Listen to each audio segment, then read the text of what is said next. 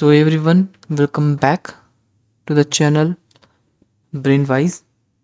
So आज हमारा topic है physical education class 12th। Next topic जो है हमारा क्या,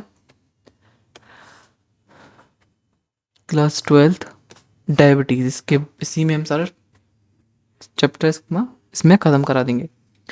सो हम लास्ट में क्या देखा था, ओबेसिटी देखा था और इंट्रोडक्शन देखा था योगा वाले चैप्टर का थोड़ा सा। Now, diabetes. It is a disease that causes sugar buildup in our body, and our body uses a hormone called insulin to control the level of sugar in our body. When our body fails to produce sufficient amount of insulin and not work properly, then diabetes occurs, which is called blood sugar. अब देखो, basically आपने सुना होगा कि आपके like जो भी सबसे बड़े होते हैं घर में, उनको डायबिटीज़ हो जाती है। ठीक है, क्यों हो जाती है? क्योंकि उनमें जो इंसुलिन नाम की एक बोल सकते हैं हार्मोन होता है, वो प्रोड्यूस होना कम हो जाता है।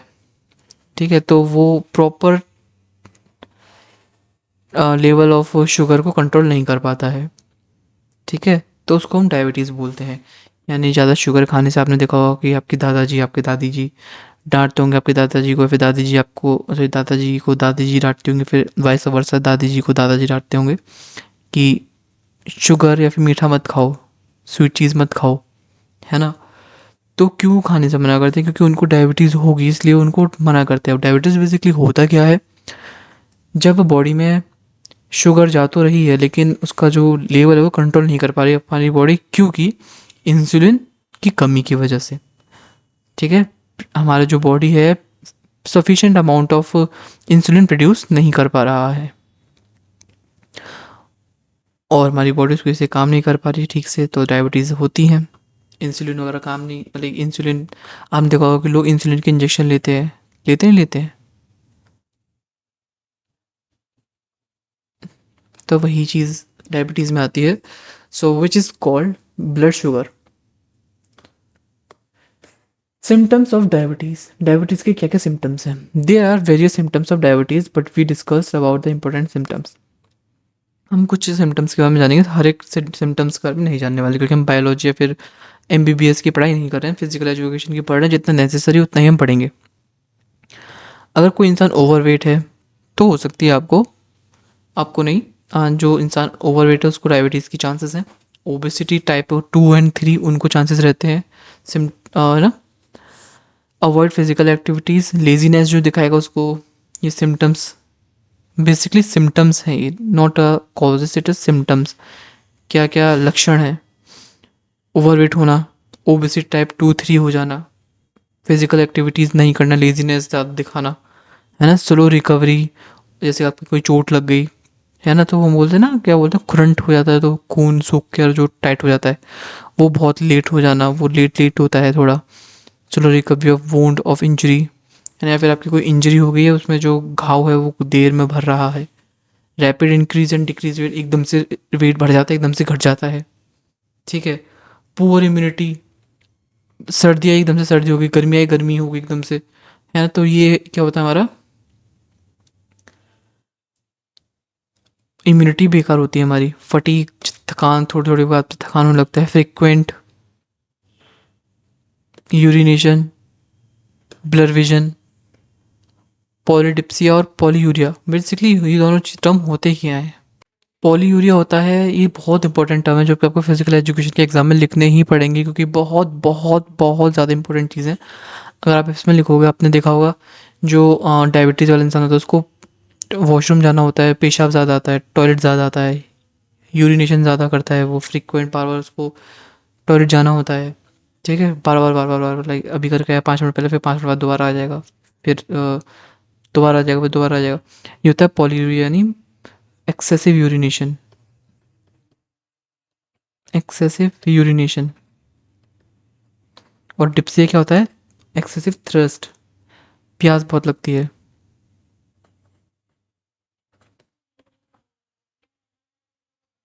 बहुत प्यास लगती है, ठीक है, इसको बोलते हैं हम पॉलीडिप्सिया। ये दो और कॉजेज होते हैं, ठीक है, सॉरी सिम्टम्स होते हैं, ज़्यादा प्यास लगना, ज़्यादा वॉशरूम जाना, ज़्यादा टॉयलेट जाना, ज़्यादा पेशाब जाना। ठीक है, कॉजेज ऑफ डायबिटीज़। डायबिटीज़ के क्या क्या कॉजेज हैं? जेनेटिक्स भी हो सकता है, जेनेटिकली। सो कुछ कॉजेज़ हैं हमारे जो है जेनेटिकली हो सकता है। आपके अगर ग्रैंडफादर को से आपके फादर को, आपके फादर से आपको हो, या फिर आपकी जो नानी थी, नानी से आपकी मम्मी को है ना, मम्मी से आपकी आपको तरफ आ जाए, है ना, ये भी हो सकता है। स्वीट यानी ज़्यादा मिठाई खाने से, ओवर ईटिंग ज़्यादा खाने से भी हो जाता है diabetes. Drinking lots of cold drinks, cold drink कितना पियोगे, उसमें स्वीट्स तो होता है, शुगर तो होता है बहुत ज़्यादा, है ना, मीठी मीठी लगती हैं आपको सारी cold drink, Fanta, Coca Cola और स्प्राइट और ड्यू और कोक और डाइट कोक। शुगर फ्री वाली में तो शायद नहीं होती होगी, ठीक है, लेकिन ऐसा तो नहीं है बिना शुगर फ्री वाले में थोड़ी बहुत भी ना हो, होती ही होगी, ठीक है। थम्स अप सब में होती है। स्मोकिंग एंड अल्कोहल, ये सब करने से भी होता है। अब टाइप्स ऑफ डायबिटीज़, डायबिटीज़ के टाइप्स कितने होते हैं? There are three types of, basically three types of diabetes. First is insulin dependent diabetes. Insulin does not produced properly by the pancreas is called insulin dependent diabetes, और pancreas unable to produce insulin। Basically ये वाली diabetes ये रहती है अगर हमारी जो totally insulin पे डिपेंड रहती है, टोटली इंसुलिन पे डिपेंड रहती है, ठीक है। इसमें क्या होता है, पेनक्रियाज प्रोड्यूस नहीं कर पाती सफिशिएंट अमाउंट ऑफ इंसुलिन, जिससे कि वो शुगर लेवल को कंट्रोल कर सके, ठीक है। जो हमने अभी पढ़ा था ना, उसकी डेफिनेशन सेम चीज़ यहीं पे आ जाएगी। अब लेकिन जो आगे आने वाले दो चीज़ें हैं वो थोड़ा सा अलग है उनसे।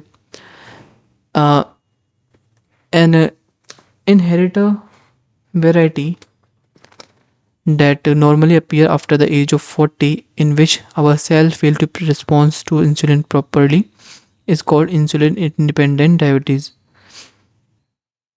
और body produce insulin but unable to use it effectively. इसमें क्या होता है, इंडिपेंडेंट बॉडी प्रोड्यूस कर रही है अच्छे खासे लेवल पे, सफिशिएंट लेवल पे कर रही है, लेकिन हमारी जो बॉडी है उसको यूज़ नहीं कर पा रही है इफेक्टिवली, जिससे कि ना हो। एक नॉर्मली अपीयर होता है at the after the age of 40, ठीक है, आफ्टर द एज ऑफ 40, जिससे कि जो हमारे सेल होते हैं वो प्रोड्यूस तो करते हैं लेकिन रिस्पॉन्स नहीं कर पाते हैं प्रॉपरली।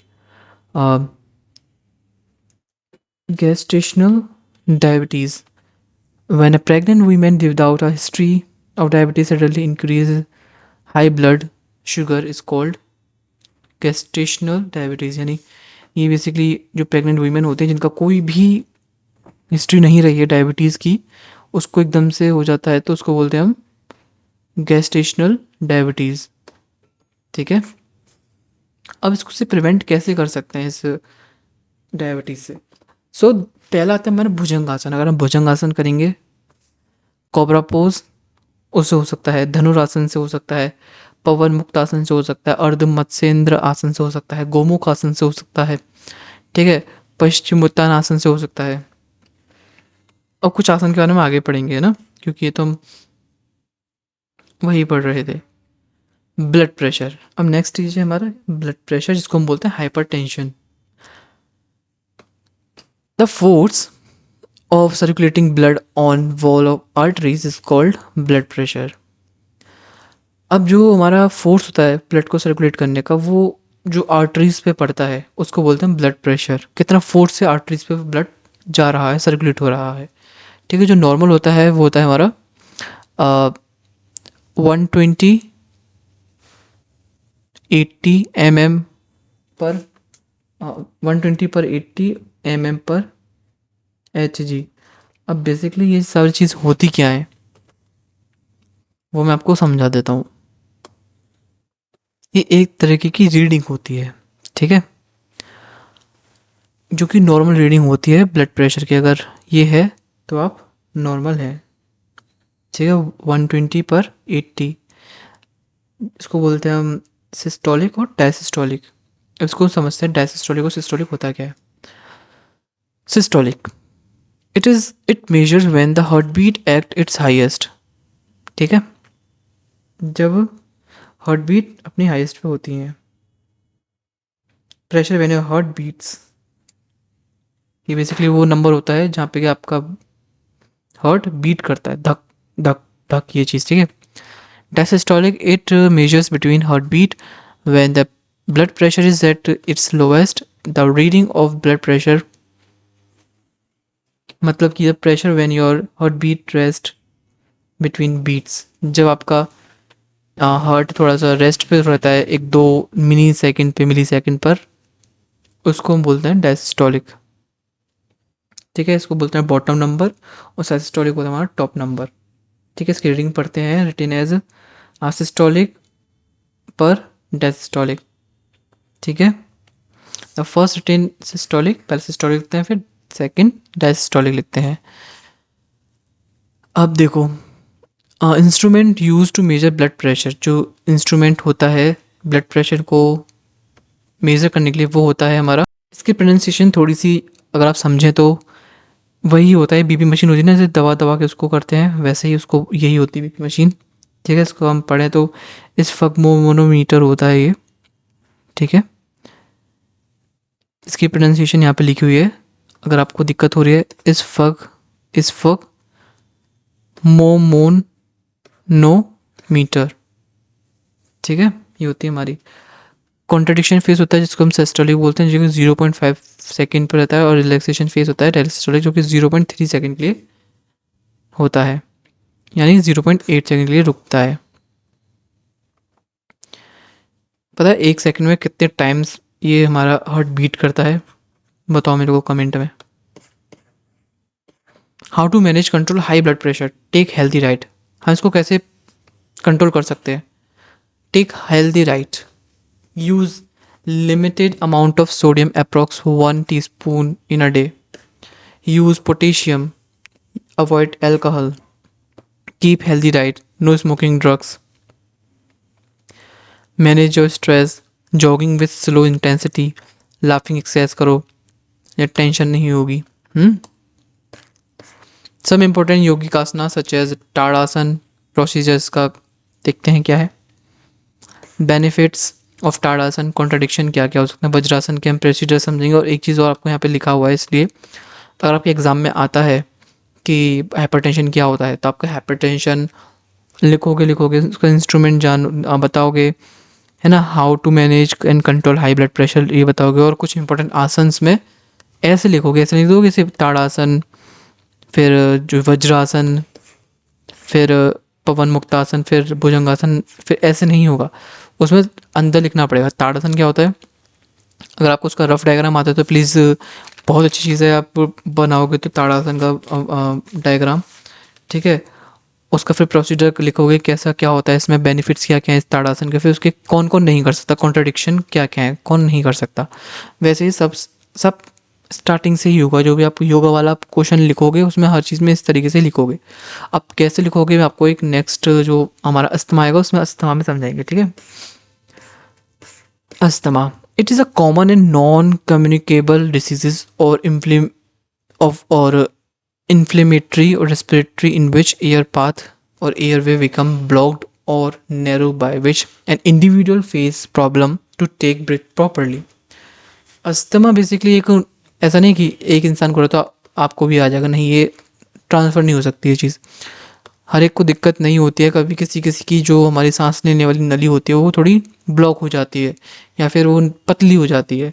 ठीक है, इसमें कुछ फंस जाता है, कैसे भी कुछ हो जाता है, उसमें लोगों को सांस लेने में दिक्कत होती है, जैसे भाग के आए ऐसे करते हैं ऐसे करते हैं ना, तो उनको दिक्कत हो जाती है। जनरली इट हैपन टू और अकर इन मॉर्निंग एंड नाइट, ये जनरली मॉर्निंग में होते हैं या फिर नाइट में होते हैं, या फिर ठंडे जब ज़्यादा ठंड होती है उस टाइम होते हैं। ठीक है, इसके कॉजेज़ क्या क्या है, रेस्पिरेटरी वायरल इन्फेक्शन, जो हमारे रेस्पिरेटरी लंग्स से रिलेटेड जो भी इन्फेक्शन होते हैं उससे हो जाता है, साइनस इन्फेक्शन से हो सकता है ये। ठीक है, कोल्ड टेम्परेचर से हो सकता है, जेनेटिक फैक्टर भी हो सकता है, डस्ट गंदगी से हो सकता है, हाई क्वालिटी परफ्यूम, बहुत ज़्यादा तगड़ी परफ्यूम होती है ना जो कि नॉर्मल इंसान भी सूंघते टाइम वो दिमाग ख़राब हो जाए उसका, वो स्मोक, धुआं, ये पॉल्यूशन वगैरह सब, ये सब कॉजेज हैं इसके। अब देखो यौगिक आसन, वज्रासन। अब वज्रासन का थोड़ा सा मैंने यहाँ पे डिटेल लिखा है। In this asana we sit with the flexed leg while hand are over knees. ठीक है, इसमें सब बताया रखा है कैसे। एंड बैक स्ट्रेट, जो हमारी कमर एकदम सीधी रहेगी, body is resting over ankles, जो बॉडी है किस पे बैठी रहेगी, हमारी एंकल्स पे, यानी हमारी एड़ियों पे। अब कैसे ईडू पे कैसे बैठेगी, देखो अब यहाँ पे डायग्राम भी है, डायग्राम्स को समझते हैं, लेकिन उससे पहले हम होता है ना, ऐसे बैठेगी बॉडी, है ना, हाथों को ऐसे रख के हम ऐसे बना सकते हैं रफ डायग्राम, ठीक है, ये एक रफ डायग्राम में ही आता है, या फिर ऐसे बना सकते हो। और आपको रफ डायग्राम आपको मैं बनाना सिखा दूंगा। यहाँ पे हमारी मुंडी आ जाएगी, हमारे हाथ आ जाएंगे यहाँ पे, ठीक है। ये रफ डायग्राम यहाँ पे लिख के आपको लिखना पड़ेगा रफ डायग्राम करके, ठीक है। एनीवेज, बेनिफिट्स क्या क्या होते हैं इसके, इम्प्रूव कंसंट्रेशन, कंसंट्रेशन को बढ़ाता है, ओबेसिटी को कम करता है, गैस्ट्रिक प्रॉब्लम्स को भी ये सॉल्व करता है, हेल्प करता है, बेसिकली बेनिफिशियल है उसके लिए। फ्लैट फुट को भी ये क्योर करता है, यानी कंट्रोल करता है उसको, सही तरीके से हेल्प करता है उस इंसान को, सही हो जाए उसके पैर। अब कॉन्ट्रडिक्शन कौन नहीं कर सकता, person suffering with chronic joint problem of ankle should not do, जिसको भी एडियो में दर्द रहता है वो ना करे, फालतू उसको और दर्द हो जाएगा। देख सकते हो आप किस तरीके से बैठा हुआ है इंसान ये। तो मैंने यहाँ पे ये डायग्राम आपको बताया है, तो वो जस्ट नॉर्मल है, ज़रूरी नहीं कि एकदम फेस आपको प्रॉपर्ली बनाना चाहिए। आँख कैसे बनाई, ऐसे बनाई आँख, बन गई आँख इधर साइड से, ठीक है, कैसे बना दो आँख तो आप, ये तक ईयर्स बना दो ऐसे। अगर आप इन्हें इसके लिए बोलोगे ना, मैं आपके लिए एक अलग वीडियो बना दूंगा डायग्राम्स की, क्योंकि ना डायग्राम्स ओवर उसमें समझाने बैठा तो फिर वही चीज़ है ना, ठीक है। त्रिकोणासन, त्रिकोणासन एक ट्रायंगुलर पोज होता है, feet apart, try to touch one hand while one other hand is raised up and looked forward, देखो अपवर्ड, सॉरी। अब देखो ये चीज़ मैं आपको समझाऊंगा तो आई होप नहीं, आई गेस आप लोग नहीं समझ पाओगे, ठीक है। तो इसके मैं फोटो दिखाऊंगा जिससे कि आप समझ पाओ। पहले दोनों हाँ पैरों को अलग अलग रखेंगे, ठीक है, और एक हाथ से हम कोशिश करेंगे क्या टच करने की, feet apart, try to touch one hand, जो हमारे फीट है उससे एक हैंड को टच करने की कोशिश करेंगे वन हैंड, वाइल दूसरा हैंड हम करेंगे हवा में अपवर्ड, ठीक है। जिससे हमारी बेनिफिट क्या क्या है, मतलब पैरों को ऐसे एक हाथ से हम ये टच करेंगे और एक हाथ हम सीधे रखेंगे, समझ गए, एक हाथ ऐसे एक हाथ ऐसे, और मुंडी यहाँ पे नहीं आएगी, मुंडी इधर साइड आएगी, एक हाथ इधर आएगा एक हाथ इधर आएगा, ये पैर है हमारे। रिड्यूस ओबेसिटी, ये हमारा जो मोटापा उसको कम करेगा। लोडोसिस जो होता है हमारे कमर के और हिप्स के ऊपर, यानी पेल्विक रीजन के पीछे साइड, उस चीज़ को कम करेगा। आपने अगर डिफॉर्मिटीज़ वाली वीडियोस नहीं देखी तो जाके देखो, क्योंकि बहुत ज़्यादा हेल्पफुल है, वही आपके काम आएगी, बहुत अच्छे मार्क्स दिलाएगी वो आपको, है ना। स्क्योलिसिस को कम करेगी, एसिडिटी को कम करती है ये एक्सरसाइज। इसका कंट्राडिक्शन क्या क्या है, person with severe pain shoulder avoid, जिसको कि कंधे में दर्द रहता है वो उसको अवॉइड कर सकता है। ये होता है हमारा क्या क्या है ये, ट्राइंगल बना रहे हैं, बना रहा है त्रिकोण आसन, ट्राइंगल।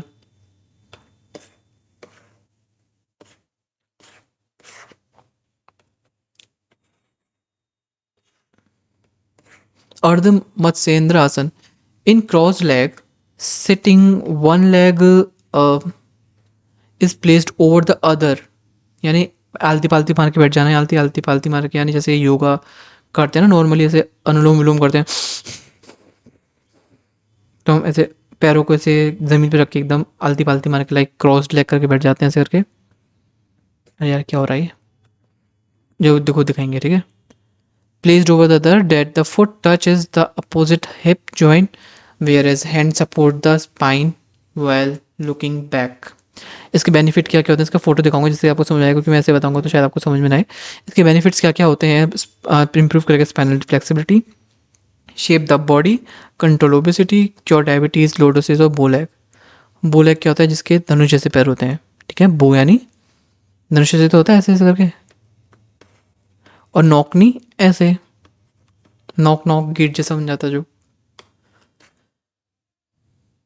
उसकी contradiction, person with severe back pain, जिसके पैर में दर्द होता है, फिर आपकी घुटने डिसलोकेट हो गए हैं, हार्निया है, पाइल्स शुड नॉट डू, वो लोग ना करें। तो इसका एक डायग्राम ये है, देखो ये किसका है, हमारा अर्ध मत्स्येंद्र आसन, एक हाथ बैक पे जा रहा है, एक हाथ टोज पे टच है और एक पैर दूसरे पैर के ऊपर से जा रहा है, ठीक है। और ये हमारा जो पैर है हमारे हिप्स के नीचे है। अब आता है हमारा हलासन। हलासन फ्रॉम दिस आसन, फ्रॉम लाइंग पोजीशन हम क्या करते हैं, इसमें लाइंग पोजीशन उल्टे लेट मतलब सीधे लेट जाएंगे हम। जो हमारे पैर हैं so that they touch the surface behind the head, जो हमारे सिर के पीछे का सरफेस उसको टच करें लाइक दिस, ठीक है। बेनिफिट्स क्या है, back and shoulder muscles are improved, जो हमारी बैक और शोल्डर मसल्स इम्प्रूव होंगी। गैस्ट्रिक प्रॉब्लम्स हमारी सॉल्व होंगी, गैस्ट्रिक डाइजेस्टिव प्रॉब्लम हमारी सॉल्व होंगी। इम्प्रूव आईसाइट, आईसाइट भी इम्प्रूव करेगा। Person suffering from neck and shoulder pain should not do, वो ना करें फालतू को, उनका दिक्कत नहले बेदला हो जाए और दिक्कत होने लग जाए। भुजंग आसन बेसिकली क्या था, cobra pose. Cobra pose from pro line यानी उल्टे लेट के पोजीशन करना है, स्टार्टिंग यहीं से स्टार्ट होगा। Raising the upper part of the body, थोड़ा थोड़ा आगे का पार्ट हमारे बॉडी का मुंह उठाने ऊपर साइड, ठीक है। Without the support of hand, पहले बिना हाथ के सपोर्ट के करना है, फिर ऊपर देखना है, फिर हाथ लगा लेना है बाद में एट द एंड में। Improve digestive functioning, cure cold and bronchial problems, kyphosis, obesity को करता है। Person suffering from back pain should not do, वो लोग ना करें, ठीक है। ये हमारा भुजंगासन होता है, देखो ऐसे करके, ऐसे भुजंगासन होता है। इसके बाद हमारा how to prevent asthma in via yogic asana. Yogic आसन के थ्रू हम अस्थमा को कैसे क्योर कर सकते हैं। पहला था हमारा दीज आर वेरियस योगिक आसन which directly indirectly help cure asthma and other lifestyle related to this. Asthma वाला, ठीक है। अस्थमा वाला हमने इसे पढ़ा था ना, इसको उससे पहले मैंने आपको कुछ चीज़ बता दी, ठीक है। ये योग आसन से, ना कि ये कुछ उसके क्योर करने के लिए आसन। हमारा जो है वो आ जाता है हमारा ये वाला, क्या अस्थमा वाला, हाउ टू प्रिवेंट अस्थमा। सुखासन करेंगे। सुखासन कैसे करेंगे, first of all we sit on the mat. आप देखो इसको पढ़ सकते हो, सुखासन करेंगे अस्थमा के लिए, ठीक है। चक्रासन कर सकते हैं, व्हील पोज। उसके कंट्रडिक्शन यही है, पर्सन हु सफर फ्रॉम, मतलब ये तो वही है, चक्रासन कौन नहीं कर सकता, व्हील पोज कौन नहीं करता। गोमुख आसन होता है, ठीक है, काउ पोज वाला, ठीक है। यही होता है हमारा चैप्टर खत्म। आप इसको पढ़ लेना एक बार, आपको धीरे धीरे ऊपर से दिखा देता हूँ।